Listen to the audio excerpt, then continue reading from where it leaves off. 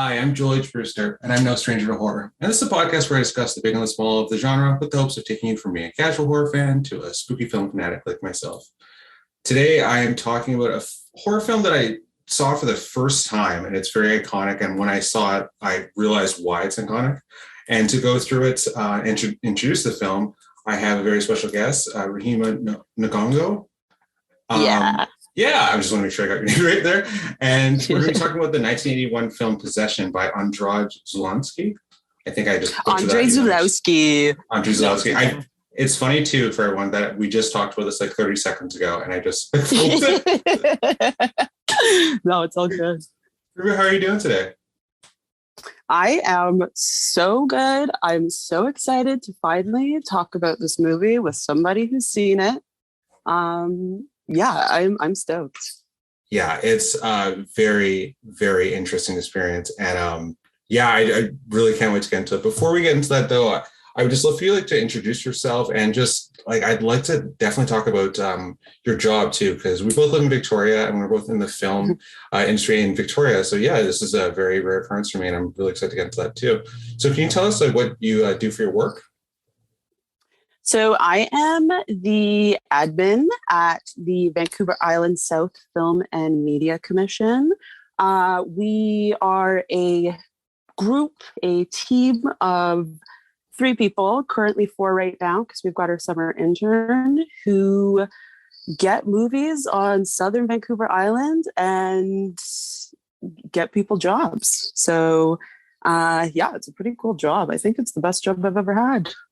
Yeah, it's really cool. And on top of that, you just recently helped me with a short film that we're working on. So that you really helped us with locations and gave us the names and people to contact. I really appreciate that. Oh, yes. We're so happy to help. I mean, we love doing it. It's almost like a dream working there. Every single day it's different, talking to so many different people, from locals to people in England, America, all over. So yeah, it's a pretty awesome job. Yeah. I have a question, because I have a couple questions about that specifically too. What's the most popular location that you guys get suggested or asked about? Is there one that just sticks out? Most popular.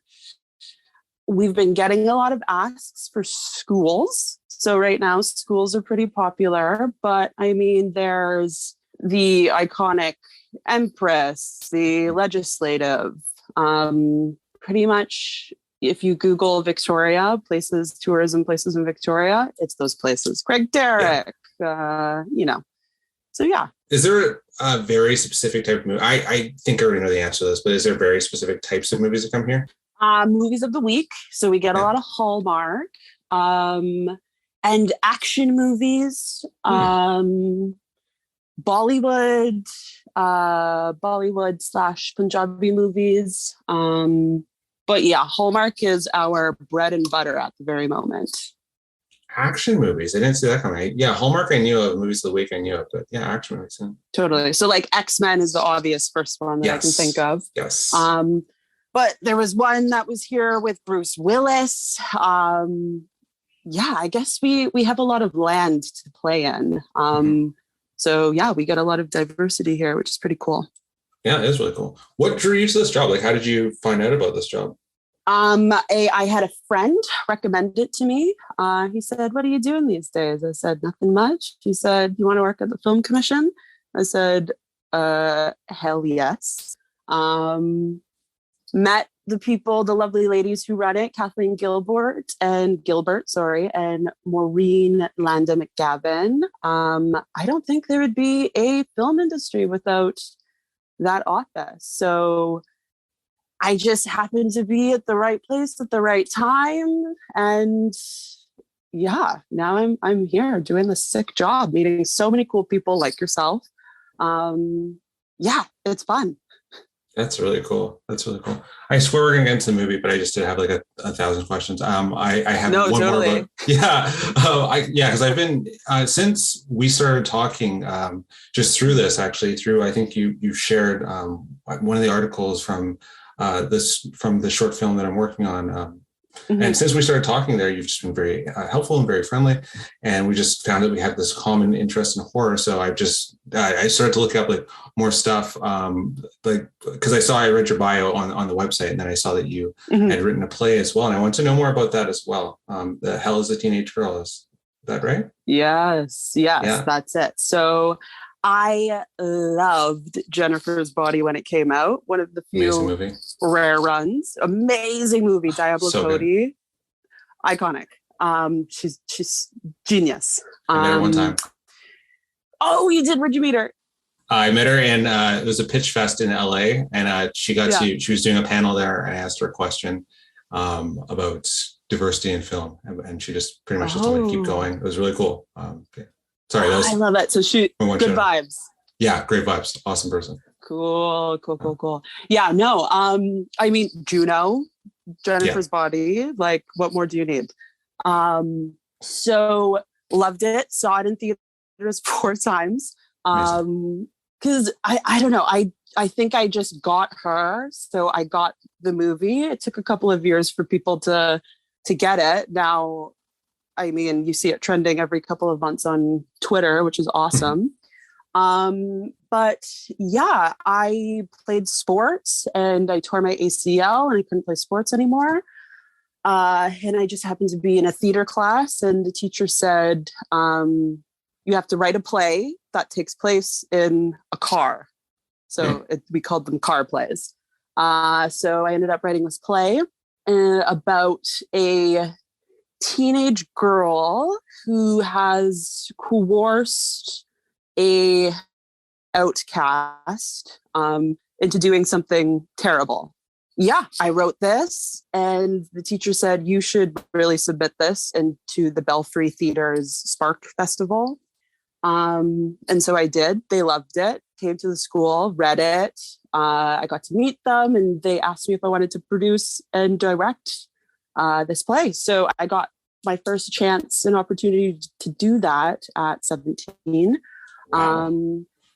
Yeah. And from there, I just fell in love with writing and directing, because before I thought acting was the road I was going to take. But I don't know. I just found that directing, writing, and editing was more my happy place, you know? Nice. So yeah, since then I've just been inspired to go with what I think it feels right for me at the time, and it seems to have worked out. That's amazing. Yeah. Well, yeah, thanks. That's amazing. Do you get to speak to a lot of filmmakers through your job too, or is it just like kind of just like business, or do you get to talk about more stuff and connect with them that way? We talk to crew, we talk to producers, we talk to people who have been in the business for 40 years and people who are just getting started. So yeah, we'll talk to anyone from, like, let's say Netflix in 1 minute, and then the next minute we're talking to a student who's working on their first short, you know? So we get to talk to really cool people from all ends of the line. And yeah, so really, really, I already said it, but cool people. That's awesome. All right, let's to dive into this movie, because I am very interested to hear your thoughts on this movie. My first question, and I actually have it written down here, underlined to make sure it's my first question to ask you. Why possession is your choice? Because it's such a bold choice. I'm now calling this movie, I think that horror fans, if they are like, this is a first date horror movie, I think, to kind of just see who you're dating, because it's a very interesting movie. And I feel that everyone would have a different opinion, that it's just a great way to break the ice. Totally. Well, did you know that it aired 41 years ago tomorrow? I did not know that. So I didn't know this until yesterday. And I know we picked this maybe about a week ago. Yes. And when it aired, people fucking hated it. Yeah. So literally the audience at CanFest was half of them booed and half of them applauded. Yeah. Because people just didn't get it. And totally the best reaction. But why possession? I think because my first favorite horror movie was Texas Chainsaw Massacre. Whenever anybody asks, I would say it's always Texas, always Texas. And then I watched this movie, and this went number 1, 2, 3, 4, 5 on my list. Like, you have to watch this movie because it's so it's like 5 or 6 different movies in one movie. Absolutely. Like we were saying before, right? Yeah. And it's not a simple cut and paste situation or story. And I think that if you're a horror fan, you gotta watch this movie. It's one of those movies you watch once, you're like, okay, that was crazy. You watch the second time, you're like, yeah, still crazy. Third time, it's the same reaction every single time because it's so timeless and gritty, and it's not your typical horror movie, you know? Absolutely. It's a monster movie where you only see the monster like 3 or 4 times. Yeah, right? Absolutely. Monster takes like 5 minutes of the whole movie. Realistically, it takes like very little of the whole movie. And I have to say, some of the strangest, bravest choices I've ever seen in filmmaking history is like where they have them, like when they have that first argument in the restaurant, and they go sit down, like, and they're stuck beside each other. I'm like, why are they sitting like that? The thing is, too, the cinematography of this movie should be taught just full out in school. I'm like, I've never been so captivated by just cinematography a lot of my life. I was like, this is the craziest thing I've ever seen. Absolutely. And I think the DOP was Isabella Gianni, Anna. I think that was her husband at the time. And so she originally said no to the movie. They asked someone, I think her name is Judy Davis, an Australian lady, if she would be in the movie. And I think she took too long. And they really wanted a French cinematographer. And after he read their script, he said, you have to get Isabel to do it. She reread it. And within 3 days, she said that she would do it because it's an art piece. Absolutely. It really, really is. And did you know, nobody in America wanted to touch this movie? Yeah, I can see that. Because it's like strictly European, but at the same time, like, it's crazy. Can you imagine if you tried to pitch this movie? Like, I can't even imagine how they pitched it at all. Right? And it has so many different things that I'm like, for 1981 too, there's just like, there's a gay love interest there too. That was like really interesting for 1981. I thought that was like fascinating. And I thought that it went against like how they, especially in the 80s, portrayed like homosexual relationships. I thought that was really fascinating. And it was like a true, like, real love there for, even though it's like a small part of the story there between, I thought that was a really true, real love. And then I thought that the choices of how they just put everything was just so fascinating. Yeah. The conversations they had, the way they would sit, how they just filled the screen with things. I think that it should be like demanded to watch if you're going to direct anything. Because I thought that Absolutely. I was baffled by some of the choices of even just where they position the cameras and something. Yes. Yeah. And I believe he said that it needed to be natural. Like, he wasn't going to do any movements that weren't like necessary, you know? So everything was strategically planned out, and you can really see that. It's just a really good movie. Oh, it's amazing. It's amazing. Yeah. Yeah. And the script, when they're on the phone and he's finding out that she is sleeping with somebody else, and the quick answers, right? The back and forth of it. It's so uncomfortable. Yes. So uncomfortable. And like, that's the power of Mr. Zulawski. Like, he's also, everyone on this set, I believe there was only cast and crew, like 70 people who made this movie. Oh, really? Yes. I was just looking through earlier today, and I believe, if my number's correct, it's about 70 or 71 people made this movie altogether. It's a once in a lifetime movie. There's so much about it that I'm like, you just can't take your eyes off it. I could not take my eyes off it at any time. I'm like, I can't, like, honestly take my eyes off it. I watched the ending twice because I'm like, this is just so bizarre. And I'm not sure, like, I just posted on Twitter that funniest thing about this was I watched this yesterday, and I also saw Men in theaters yesterday, which was okay. Yeah, the combination of the two. I'm like, this was an inspired choice for 24 hours. Like, it was like 24 hours of the most batshit movies. I was like, this is so crazy. Both these are choices. It was, yeah. But I feel that if you're into creating film or in any way, that seeing like, both those movies after you see those, you'll just be inspired. Okay, you know what? I was going to see Men, and we switched last minute and saw Everything Everywhere All at Once. Have you seen that? It's so funny. I did the absolute opposite. I was going to see Everything Everywhere All at Once, but I didn't do it because of the timing. Because I was like, oh, okay, cool, 1 o'clock show. We didn't have a 1 o'clock show. I was like, oh, God damn it. So I went and saw Men, and I'm going to go see Everything Everywhere All at Once soon. But that's okay, so you funny, go watch that. I'll watch Bad, and then we'll talk about it. 100%. 100%. Okay, so this movie, I think that the link that I sent you, it was the 2-hour one, right? Yes. Okay, good. Because this movie took 40 years to get a proper release date. Wow. Because it was banned in America and England. Yeah. It's part of the Video Nasties sort of banning there, right, in England? Yes. Miss Margaret Thatcher wanted to arrest this video. Yeah. And I mean, what can you imagine if we never got to see this movie? We wouldn't be as moved as we were. What was the last horror movie that moved you as much as this? Yeah, I can't think of the last horror movie. And this is like, it's so funny how old this movie is that I can't think of a horror movie to mind. I've seen and I know you keep bringing it up, just the cinematography alone and just like the way they just filled the screen alone and just the characters that just kept coming in that were so strange. I can't think of another movie in my head that was this unique in so many different ways. I can't think of one. Right? Yeah. I just totally. He was the bravest choices across the board. I'm like, I can't. It's one of those things where I'm like, you can make this? Like, it was like, that's what I felt. I was like, oh, you could do this? You can do this. Like, how did they get away with this? Totally.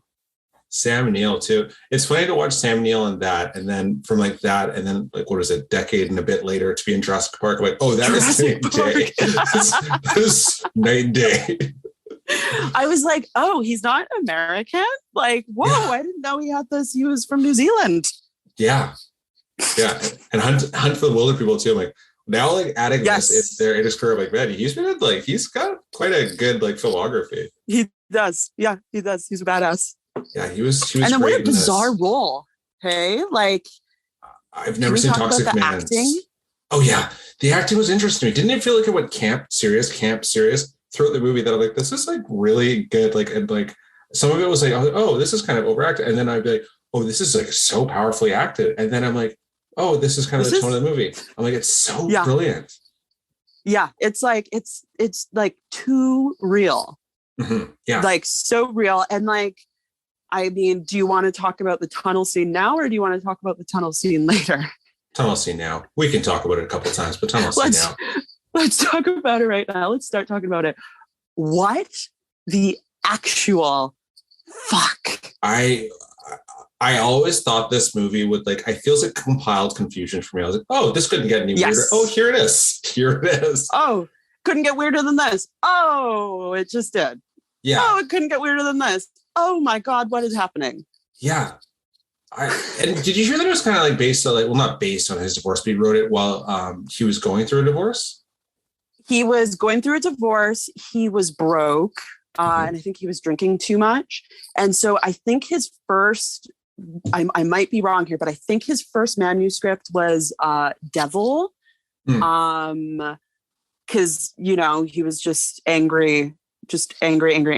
And then wrote this alone in New York in his hotel room. Because it feels like what you would feel if you're going through a divorce, doesn't it? Yeah, I've never been divorced, but I imagine that it's this movie. Yeah. And what I thought was cool about it too was that usually when you see it, especially for men written in film perspective like that, they just usually try to make the men seem more macho. But like throughout the film, especially Sam Neill's character and a lot of the male characters in this, they just kind of were shown as cowards in like a lot of different situations. They were shown as weak in a lot of situations. Totally. They were throughout the whole movie. So I thought that was like a fascinating twist when I read that he was going through the divorce, especially in the 80s, where you could like get away Yes. with doing a lot more stuff like that, where it's a lot more misogynistic. Not saying it's not misogynistic now, but there was a lot more misogyny in film that I thought that Totally. there was a lot of things that they did in this that, yeah, I was really fascinated about that too, how they portrayed masculinity in this film. Yes, absolutely. And like Heinrich, One of my favorite characters. In the what whole a movie. guy. I What a absolutely loved him. guy. I loved him. Right? Every time he came out screen, I'm like, please give me like, and I would watch literally an hour of him just go to the grocery store. Everything he did was like so amazing. Such an interesting character. Yes. Yeah, absolutely. Absolutely. But okay, so back to the tunnel. Mm-hmm. Yeah. 3.5 minutes of Anna, Isabella Johnny.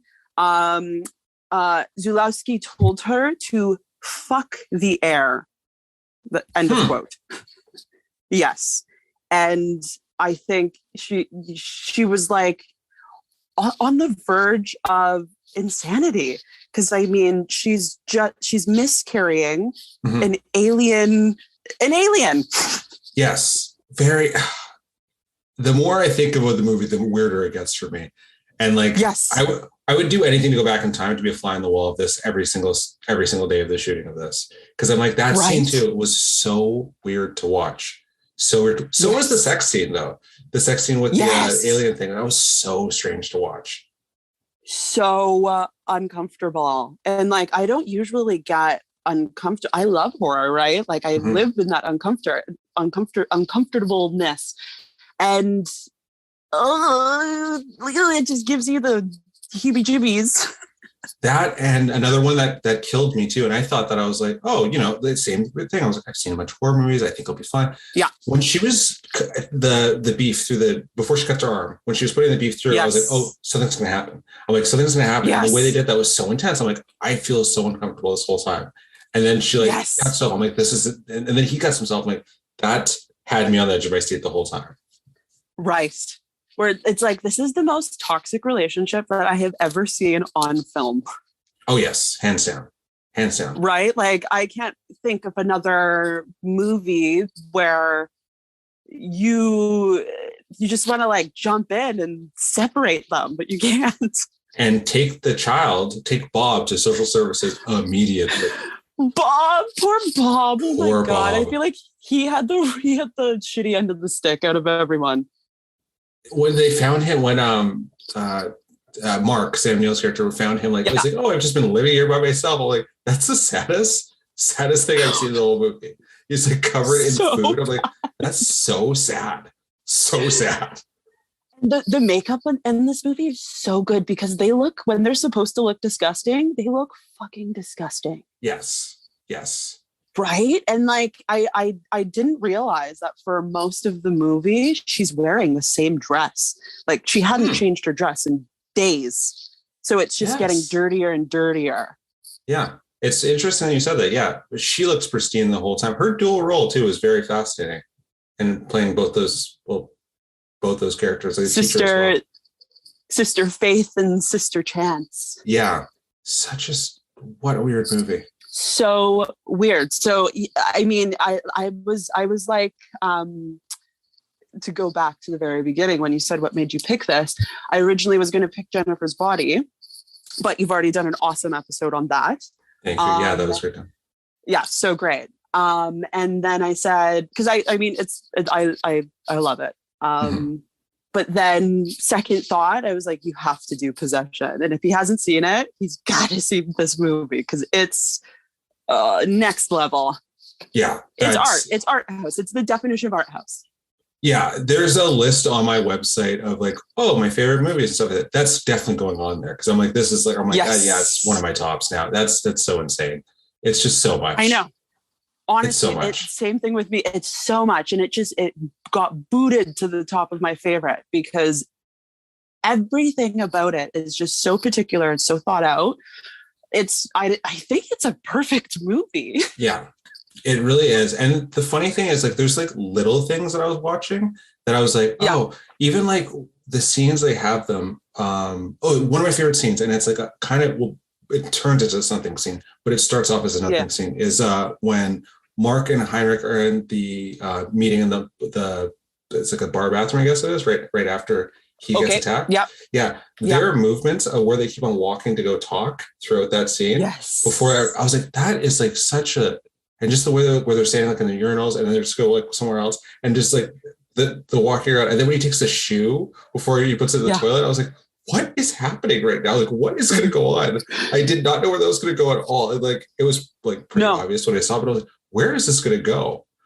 Yes. And like, it's that genius writing, right? Where that is not how I thought Heinrich was going to go. I thought she was the one who was going to get Heinrich because that's the way that it was going. But no, he got Heinrich. Yeah, I thought that was just it. I'm like at a loss for words some of it because it just blew me away. It really, really did. Like, yeah. And I thought he was such a, like, Heinrich was one of my favorite characters in the movie. That his mom was really fascinating too, actually. I thought that was a really fascinating twist too, like about like how his mom, it's like, I know my son's like done bad. There was a line she said specifically actually during that scene that really got me. And I can't think of what it was now. I'll come back to me.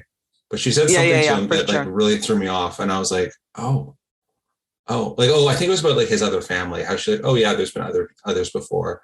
Right. Yeah. Right. Well, I think they originally, we were supposed to meet and know that Anna, her character, she had a husband before Mark who was older. Older. I think he was Jewish and something else. But when they were writing, they only had 8 weeks to shoot this movie. And the monster, we'll get back to the monster, but making it happen and making it look good, it took 3 days of their 8 weeks. So they lost 3 days and missed, I think he said that they weren't able to get 2 scenes into the movie because they lost those days. But the first day that they shot it, Abe, I believe her first husband's name was supposed to be, he said that seeing the actor wasn't Abe and the character just didn't fit in the story and they cut him that day. Yes. Interesting. And then that woman that we meet at the very end of the movie who evil Mark tells to shoot, he says, shoot the gun. You're like, who the hell is this lady? Yeah. Apparently that's Abe's new wife. Oh. Yes. So they end up on his stairs. I mean, it still doesn't help to make sense of the ending at all. But it's like, oh, okay. Great. The ending's so chaotic that it kind of works out that way too. It has to. I feel like it had to end that way. Yes, like how really else was it going to? Yeah. So my main question in regards to ending, what do you think happened as far as the sirens going? Because I was a little bit confused by that, and I was going to look into that further, but I wanted to ask you your opinion or what you thought about that. I do not know. Okay, good. I thought I was alone because I was like, yes, no. There's multiple moments. So like, how they're like, there's multiple gunshots throughout this. I'm like, is this like a deep thing? Like, does nobody in Berlin hear gunshots, or like, is it supposed to be this other world that we're brought into? Like, I don't know what's going on. There's multiple times where I'm like, you know what? I think I'm just supposed to enjoy this. Yes. Think about it. Enjoy. It's deep, but then it's not that deep. But then it's also very deep and very political. I was very confused about that sound thing too, actually, because there was times where they're shouting in the house. I'm like, is Bob alive? Like, I'm like, he can't hear this. I'm like, there is chaos happening outside his door.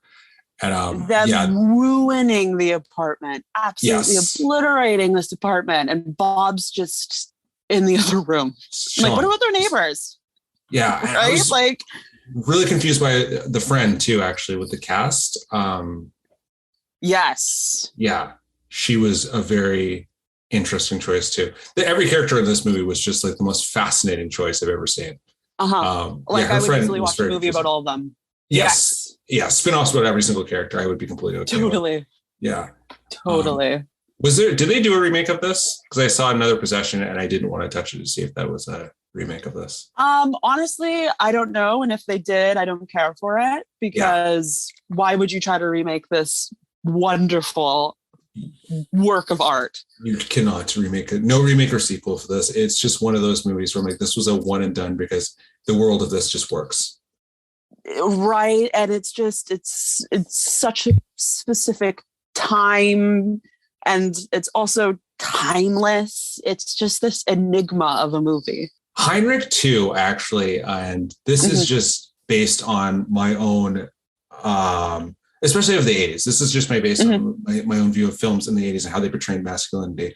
I thought that when I first saw Heinrich, based on how he was in the film, and with Anna being kind of mysterious, I thought that it was going to be revealed that he was like gay, and there was a lie about him being a love interest for a very long time, to be honest, just because of how he was portrayed a little more flamboyant.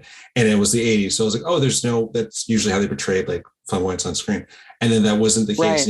And I thought that was just, especially with the actual, the characters actually were in a gay relationship in that. I thought that like they kind of spun the image, especially in screen then, of how like gay men, especially were portrayed on film. That was another really bold and cool choice. And I love that. Yes. Yeah. Yes. And like you said the word spun, there's literally scenes of them spinning, and you're spinning with the camera. And it's like that camera work, you're feeling what these characters are feeling. Yes. And then they get possessed all of a sudden. You're like, what the hell is happening right now? Is there a movie with a more perfect title for everything that happens in it than Possession? Especially with the look at the toxic relationship side of it and the possessing edge, and then the monster side of it. I can't think of one. Off the top of my head right now, no. No, right? No, I mean, the only thing I could think of is Flashdance. But if we're going to talk horror, absolutely not. No, unless it's like on the nose title, like Texas Chainsaw Massacre. That makes sense, right? But like with this, I'm like, this had a multiple meaning that I'm like, oh, okay. Because when you're watching it at the beginning too, I was like, oh, it's about a possessive relationship. Keeps going. I'm like, it's not. It's not just about that.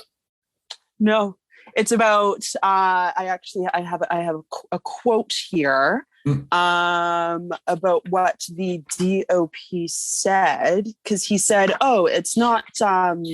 Let me just get this correct. He said, it's not a horror film. It has horror in it, but it's also a film about politics, about love, about sex, about loneliness, even raising children. There's a lot of elements. There's not one simple meaning. It's a story to give a thinking person a pretext to think, a story to make one face important human problems. I like that. Interesting. Yeah. Because, I mean, if you think about it, he was an absent father, absent husband. He's a spy doing his, spy thing around the world, who's left his wife and child back at home. And I feel like he wanted to keep that structure of the family so bad that the first time that she left, he went into this depressive state for 3 weeks. Can we talk about that? How they portrayed his binge? Yes. I thought I was like, when they portrayed his binge too, I was like, oh, he's just, I thought it was going to be like when they said like, oh, it's been 3 weeks. I'm like, I thought it was showing that he'd been here for like months on end. Like I thought it was for so much longer too. I'm like, oh, you went hard for 3 weeks. Like you did not do well. Totally. And then, like you said, comes back to poor Bob covered in jam and whatever else, who's been stuck at home, I imagine, alone for 3 weeks. Yeah. And then, I mean, I kind of love how you never really know when they're possessed and when they're having a quote unquote normal reaction to the crazy situation. Like, it's so well done. The reality of this movie was very fun. Like the way you just said there, it's just like, it was really hard to tell whose perspective it was coming through for a lot of the movie too. Cause I'm like, it all seemed kind of weird, but it came from like several different perspectives each time, that it felt like it was multiple characters. Like I know obviously Mark Samuel's character was the main character, but it felt like it was multiple characters. They were the main character. And most movies, you know what I mean? Because everyone's perspective was kind of shown in, and that that I'm like, this felt like it was everyone's stories. Like even when the one guard like said, or not guard, the detective, sorry, said that it's like, yeah, my lover's missing. Like the way they like portrayed like him like looking into like, oh, is it his movie now? Like it just kind of felt like that. Like, oh, this is his story now. And then it obviously wasn't, but it just felt like that it was everyone's main story. Because everyone got a moment, you know, that was an interesting piece of writing and filming, because you're right. Everyone, I don't know, we got to know everybody a little bit. And when do you ever really get to know a character like that in an hour and a half, 2-hour movie? You know, they're usually there and then they're gone. But the detectives, what strange characters were they? So weird. So weird. And that's like another character I'd like to see a whole story about too. Because I'm like, they were so strange. Really? So strange. So after Mark asked them to follow Anna, the first guy who follows her, who's like, what, 10 feet behind her? Yeah, he was just the most like comedically bumbling. Like you were so close. Totally. Like you're so bad at your job. What? But then I mean, that shows that she was possessed, because remember how they got into the train and she goes and sits beside that man, and he takes a banana out of her groceries and eats it beside her, and she doesn't even react. I laughed out loud at that part because I thought it was fascinating. Yeah. I'm like, the thing is with that, if I was first off, when I saw her get out of the train, I was like, there's no way she's gonna sit beside that guy. Like, oh, okay, interesting.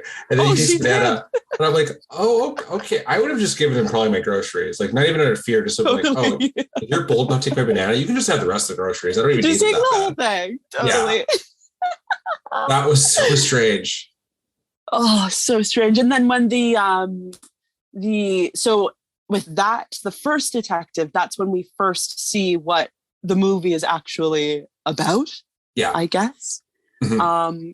And it's interesting how at first she says, no, get out of here, get out of here. He won't. She says, okay, come here, let me show you something. Yeah. I'm still a little lost though. Was it an alien? Like I'm very confused on what the creature really was, and I may have just missed that on like this first time viewing. But I was like trying to pick up what that was. I think they discussed for weeks what it was going to be. Zulawski wrote this with another guy. His name's escaping me. And he thought that we weren't going to see the alien at all, that we would maybe have, I'm calling it an alien, a monster, that we weren't going to see it at all. And the imagination was going to do its thing. But then Zulawski wanted a creature that has never been seen before. And so that's why they lost those 3 days, right? Because they were like, how are we going to make this weird tentacle-esque guy thing come alive on the screen? And so they got, I think his name's Carlo Rambaldi. He is a amazing special effects guy. He made this creature out of silicone and I don't know, paint, you know? So I think it's a monster creature. Okay. And so it's a metaphor for her loneliness, her depression, her loss of control. Like she was so lonely that she created this thing. Okay. That kind of ties in. Yeah.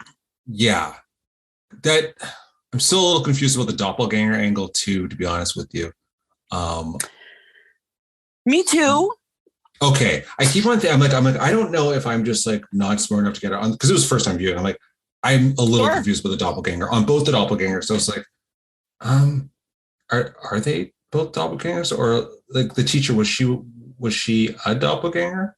Yes, she definitely was. So yes, They are doppelgangers, and I think I'm just trying to remember. I believe that it's a metaphor of you leave somebody, but then you're always trying to find that person in other people. So remember how he says when they're in the kitchen with the meat, he says, like, I don't think I've ever seen you so ugly or something along the lines of that. Like you're repulsive to me now. But then he's, going for her doppelganger. Yeah. I think that's what they were going with that. And so when you I think this monster has to eat or it has to fuck. And so if it's not eating, it has to fuck, because that's what she does with it, right? Like it's because she's not getting it at home, so she's getting it from this monster. And I believe that when you do that, you get doppelized, or I don't know what the word is for that. And so I'm like, so did he let the monster have sex with him? And that's why he has a doppelganger? Yeah, because I read one thing I did read about, because I usually I would like, if I've seen the movie before, then I'll do like a lot of research. But because you suggested this movie, I was like, I'm going to go into this pretty blind and ask you a lot of questions about it.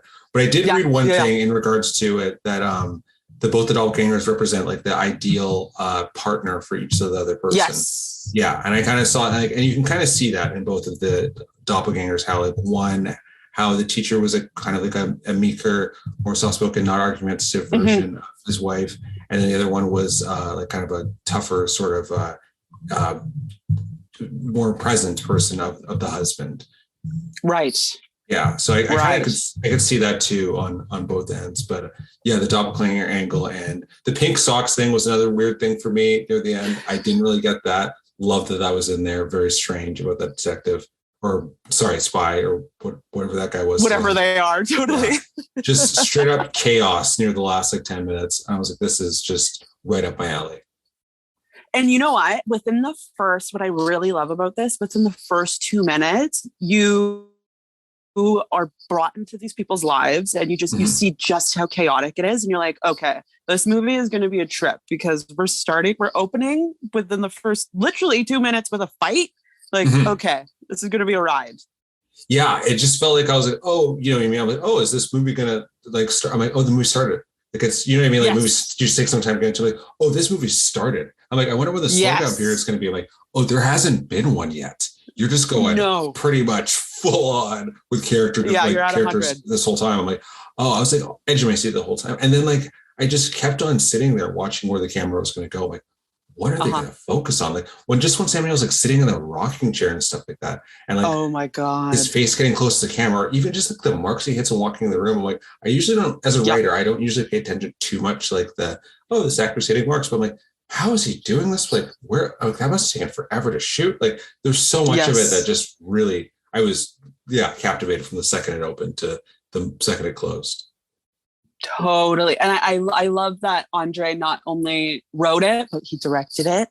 So he had a lot of say in what it was going to look like. And like you said before, the shots are gorgeous after he fights with his wife and he's looking down at the camera and you see the two buildings behind him, and then it pans up and he goes and plays soccer with those kids. Such a weird choice. After he and his wife just had a domestic in the streets. Such a weird choice. So weird. The soccer thing blew me. I was like, what is happening right now? I was like, it made me feel like I didn't see the last part. I was like, did I? Right. Didn't he just, why the soccer? Right. Like, totally. Oh, yeah. And I think that's why this movie's so good, because in anything else it would have been like, okay, that's weird, don't like that, okay, that's weird, da, da, da, da, da. But like this whole movie is weird, so it's just a trip that you got to go on. It reminded me of a show that I know we both like, Brand New Cherry Flavor. Obviously Brand New Cherry Flavor reminds me of this Do the Time. Yes. But like, that's what it kind of felt like in a sense. I'm like, oh, this is just like that sort of chaos I just loved in that show. Absolutely. Like we're strap in. Yeah. And that's because we're going for a trip. Yeah, that's my favorite type. And I love that. I hope we just get more of that. I feel like when you see men, you'll kind of see like there's some similarities in that way. But cool. Yeah, it's that strange and very metaphorical. Yeah, I think you'll really like Men. It was really good. But definitely a great choice to watch them both in one day. It definitely set me up for a day of inspiration. I've never been more invigorated to like want to write more than seeing those two movies. Yes. I'm like, I totally. Just, yeah. Because it's like, okay, this is what a movie can be. Like you said, like you can do this. Like, yeah. It's so beautiful. It's so beautiful. I don't think that critics of the time, or maybe they didn't, but I don't think critics at all understand that if you make something this beautifully artistic, that's like, you know, very strange but artistic, and there's this clear story and like what's going on here. I don't think they understand that if you try to ban it, you're just going to make it like more famous. Like, I think that if this would have gotten more of a critical like love at the time, don't get me wrong, it was very popular, but like you made it a cult classic for sure by just like trying to ban it. Seriously, this is how I found the movie. Like, I was trying to find movies that were banned around the world. It's one of my favorite things.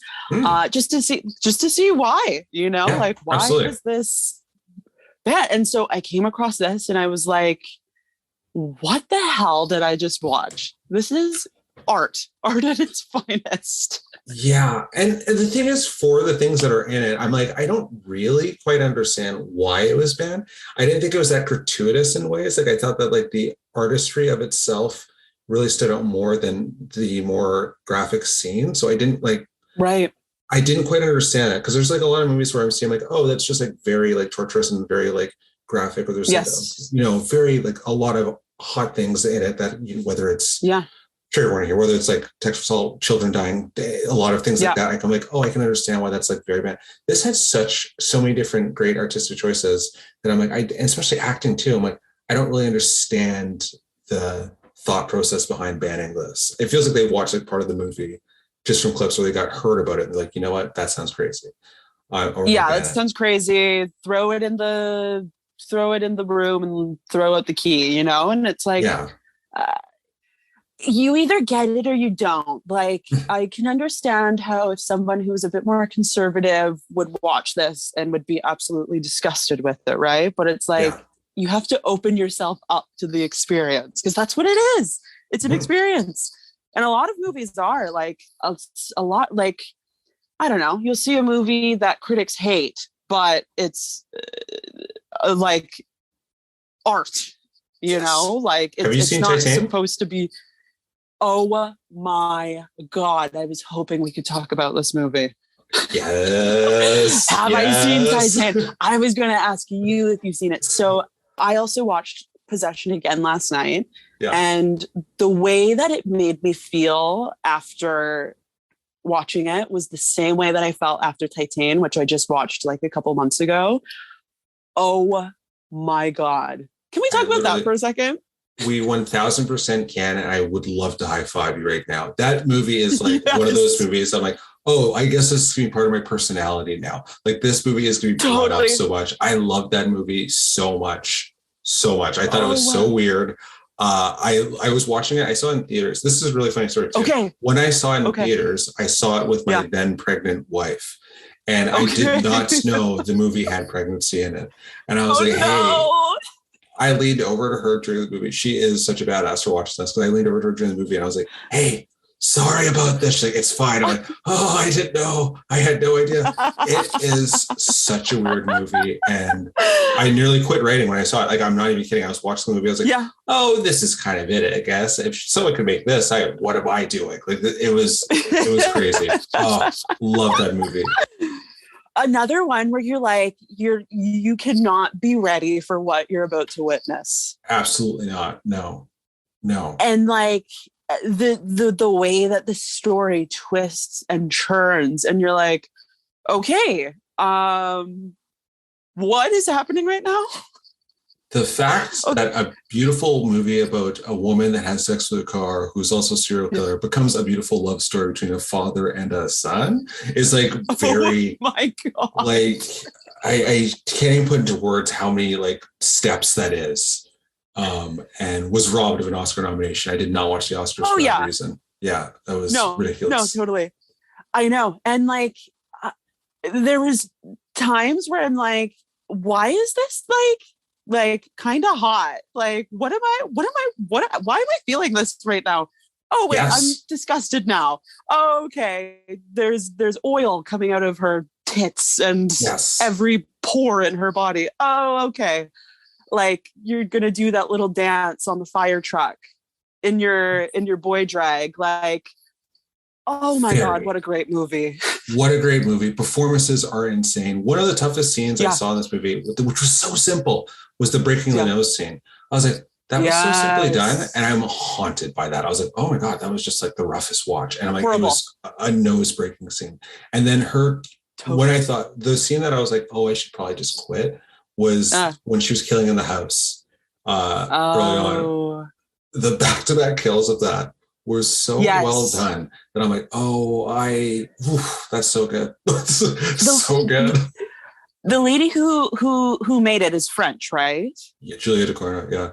Yes. Okay. They next level. They do it correct in France. She did Raw as well. Okay. Right.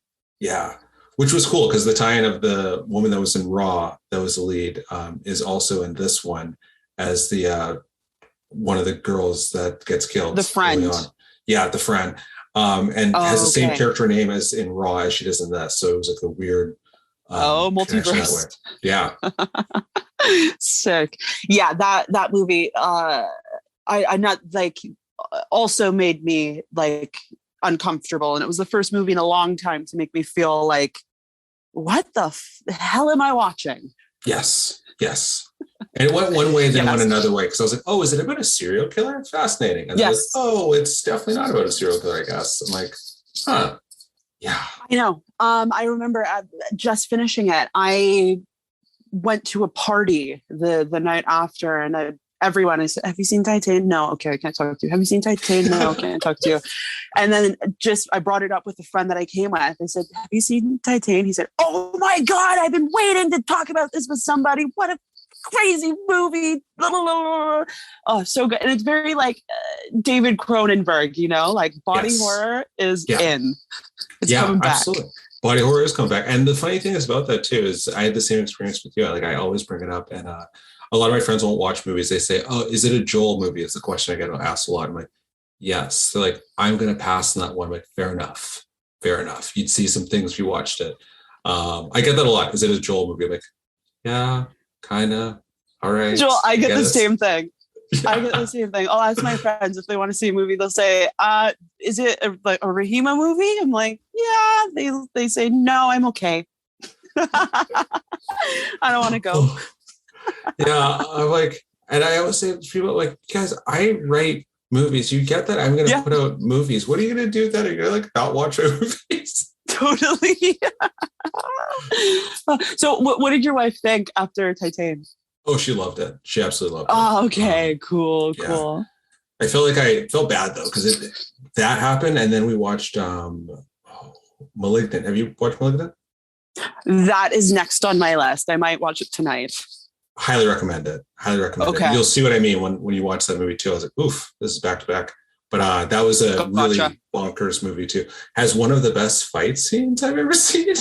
Really random. Oh, okay, cool. You won't expect that, but it's got one of the best action scenes I've ever seen. I was like, oh, that's But interesting. Yeah. Okay. Yeah. Okay. I wasn't ready for that one at all. That was a very strange choice too, and starts off very campy to the point that I'm like, oh, I think I'm watching the wrong movie, and then it tone changes. It's supposed to be part of the universe. Yeah, I think you'll really like it. That's a good one.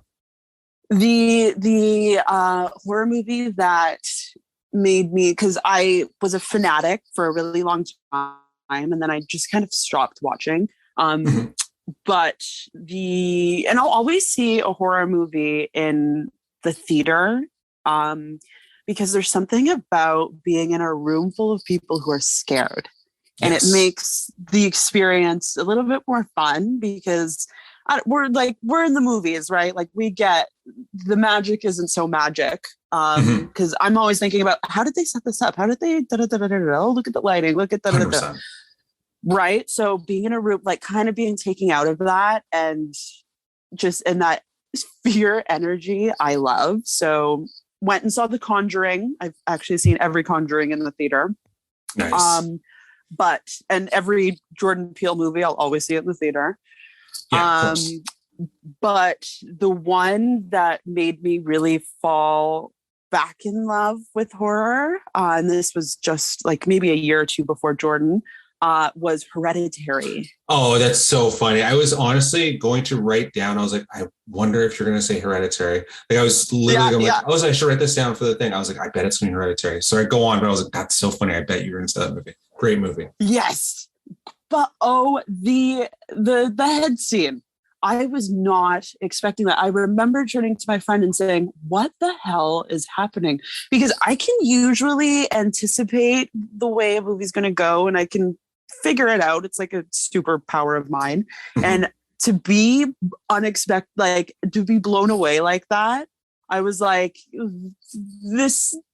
I love Ari Aster. I love that man. So good. So good. And also another movie that was robbed of the Oscar conversation, because if you can show me an acting scene in the past 10 years better than Toni Collette's arguing at the table, that monologue is just fantastic. The head scene really did throw me off though. Like that really caught me off guard.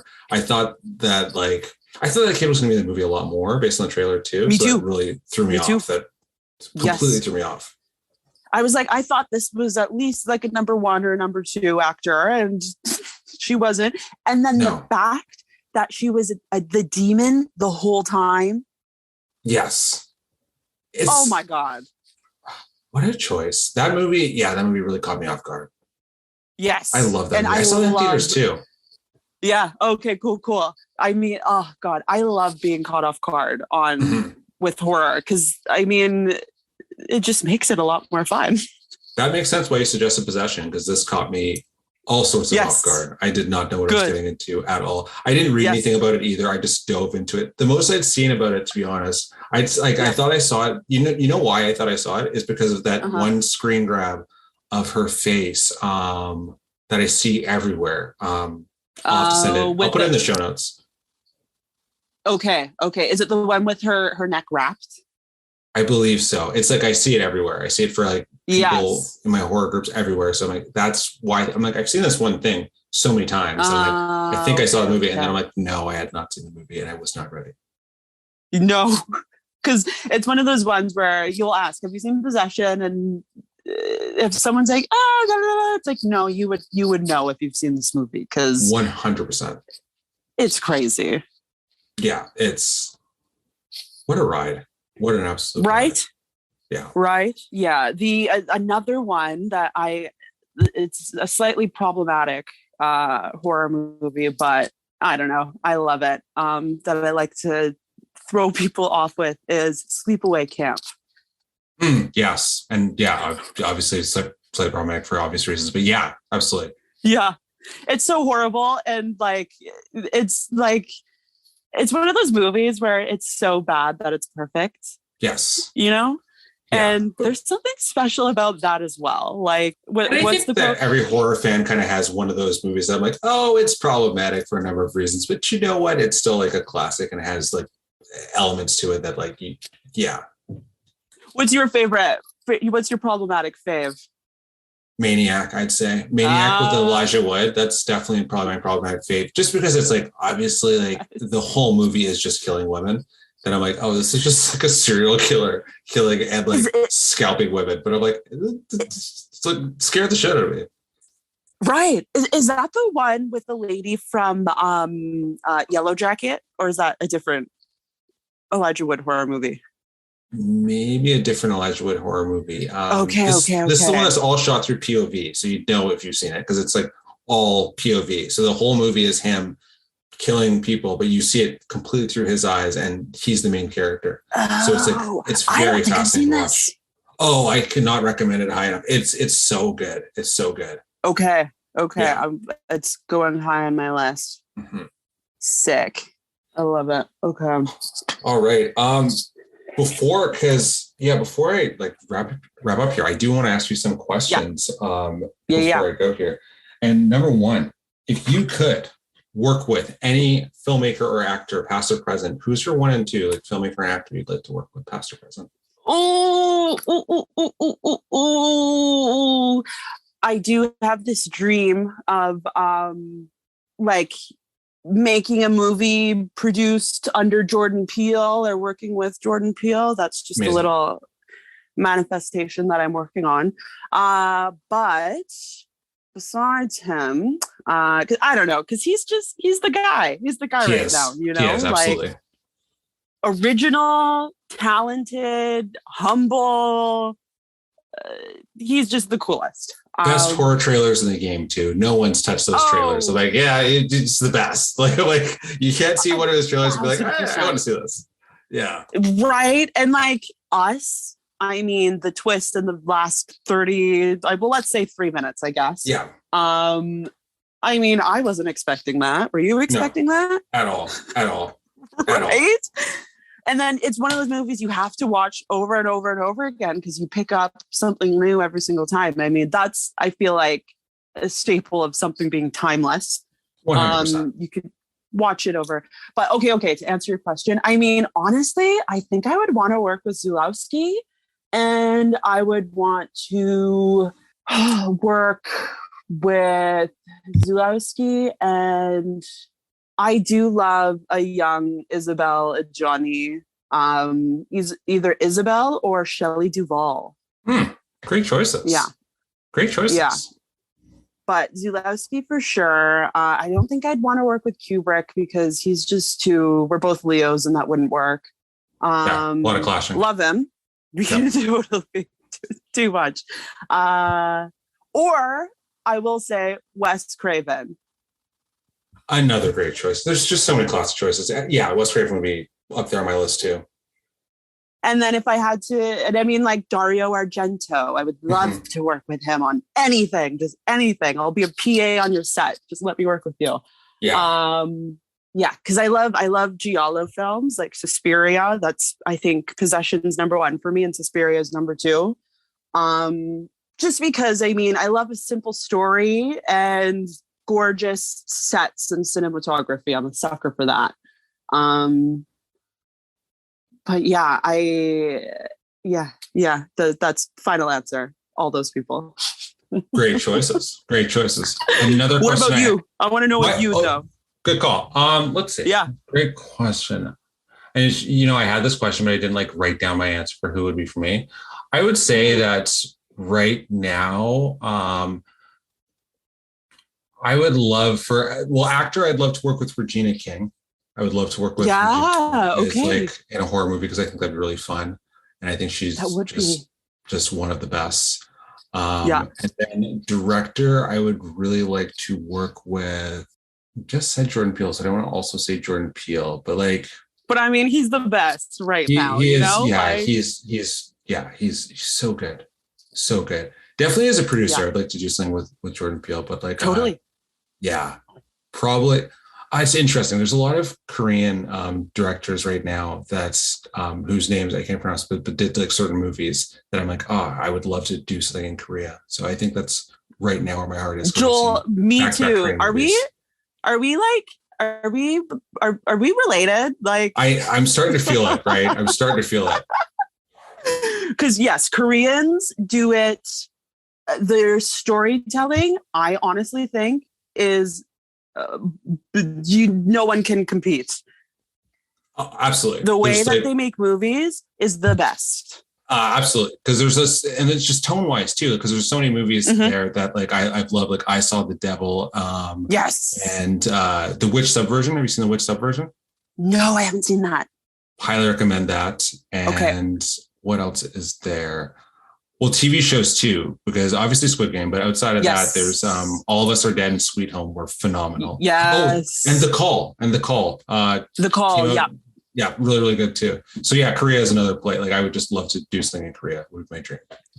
Bong Joon-ho, he is Lord right now. He's amazing. Right? Have you seen Mother by him? No, and I just had this suggested to me while I was on set, and I almost forgot. So I definitely need to see that. Okay, good. So you've obviously seen Parasite, right? Yes. Okay, so you watch this movie and it's literally Parasite's mother. He has a very specific way of filmmaking and storytelling that is very him. And if you want to go on a twist and turned journey, that's the one. It's it's Parasite, but I don't even want to say that that's actually not fair. It's you just got to watch the movie. Yeah, I got it highly suggested to me. I definitely want to watch it because it anything that him seems up my alley. Absolutely. Okay, cool. I love that. Yeah, I definitely would love to. Yeah, work in Korea. Because everything they just put out lately has just been exactly my tone of everything. So yeah. Yeah, totally. Okay. Before I let you go here, and we're definitely gonna do this again, and we're like, I almost feel like we should be doing our own like separate podcast here because this was so great. This was so great. Before I let you go, where can I find you online, or where can everyone find you online, or would you like to be found online? I should have asked you that before this. Right? No, it's okay. You can find me at Rehema Deville. RehemaDevil on Instagram and Twitter. Amazing. And everyone listening, you can find me at West Coast Strange. Rehema, thank you so much. Like I said, we are definitely going to do this again. Yes, please. We were going to have to find something else to find another movie to do soon because I would absolutely love to do this again. Yes, done. Thanks for having me, Joel. You're very, very welcome. And thank you so much. This was absolutely amazing. Absolutely. We'll talk soon. Bye, guys. Bye.